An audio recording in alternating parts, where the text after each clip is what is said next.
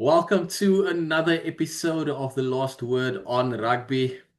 It's the big one that we've all been waiting for since 2023.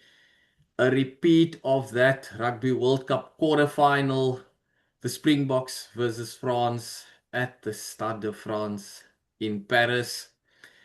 Another milestone also coming up. Springbok captain Siya Kolisi reaching 100 tests should he be selected on Thursday by head coach Rassie Erasmus. Of course, we all know it's a must. He No-brainer. must play. Yeah, exactly. He must play.